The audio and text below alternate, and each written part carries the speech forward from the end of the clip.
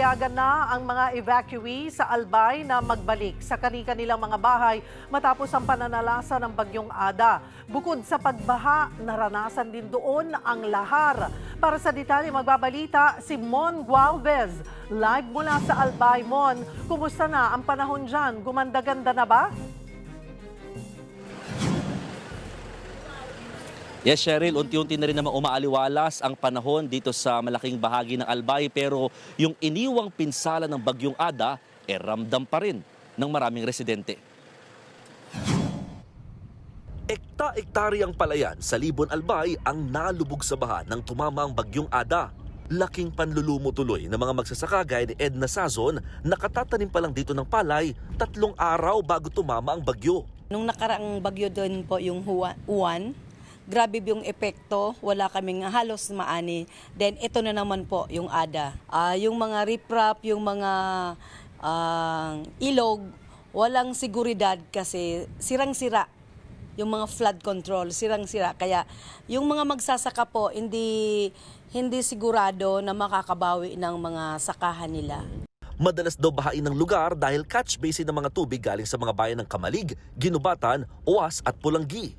Kaya kahit mahina ng ulan, 4 na barangay pa rin ang lubog sa tubig. Pahirapan pa rin sa mga residente at motorista ang pagdaan sa mga binahang kalsada. Ang problema, inaabot daw ng 2 hanggang 3 araw bago tuluyang humupa ang baha kapag hindi na umuulan dito sa lugar. Sa bayan ng Ginubatan, sinimulan ng linisin ng sangkaterbang buhangin at mga batong inanod sa lahar noong Sabado.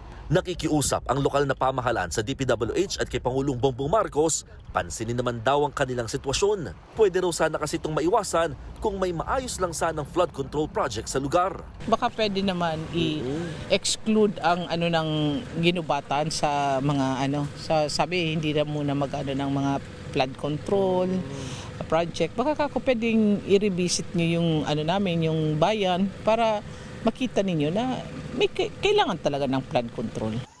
Ngayong araw naman, pinayagan na ng Albay Provincial Government na makauwi ang aabot sa halos 4,000 pamilya o lampas 11,000 individual na nagsilikas dahil sa bagyo. Tinulungan naman sila ng 9th Infantry Division ng Philippine Army at iba pang sangay ng pamahalaan.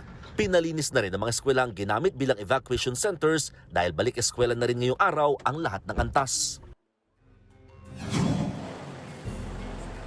Cheryl, pagilinaw lamang, yung mga pinabalik sa kanilang mga tirahan ay yung mga nagsilikas dahil sa bagyong Ada. Yung mga naunang nagsi-evacuate dahil pasok sa 6-kilometer permanent danger zone ng Bulkang Mayon, kailangan manatili pa rin sa mga evacuation centers. Aabot yan sa mahigit 1,000 pamilya o halos lampas 4,000 individual. Kaya nga sa ngayon na nagbalik klase na yung mga estudyante, kasabay din nila yung ilang mga evacuees sa loob ng paaralan ng ginawang sistema na lamang ng ilang mga affected na mga schools dito modular yung kanilang klase para nga kumbaga ma-accommodate pa rin itong mga apektadong residente. Samantala, nandito kami ngayon sa bayan ng Manito sa Albay kung saan sa likod ko, Cheryl, ay itong ilog ng Balibagon o Balibagon River, kasi itong Balibagon River ang pinangangambahan ngayon ng mga residente. May mga oras na bigla ito nagbabago yung kulay. From clear or transparent right now na kulay niyan, bigla siya nagiging kulay puti or halos grayish-white yung kulay na tumatagal ng 1 oras. Ang nakababahala daw dyan, nagkakaroon siya ng amoy sulfur dioxide na kasama o asupre. Kaya ang pangamba nila, nagsimula rin kasi itong maramdaman nung nagsimula rin mag-alboroto yung Bulkang Mayon. So ang kanilang worry, baka connected daw ito sa naturang bulkan, pero inaalam natin ang response ng PHIVOLCS dahil pinacheck na rin naman ng local government itong tubig at yung nangyayari nga sa kanilang ilog sa mga kinauukulan para nga malaman kung ano talaga ang pinaka-reason behind this. Pero sa ngayon, para nga makasigurong safe ang mga residente, pinatigil muna ng lokal na pamahalaan yung paglalaba, pagligo at talagang pagstay dito sa mismong ilog ng mga residente. Cheryl. Maraming salamat, Mon Gualvez.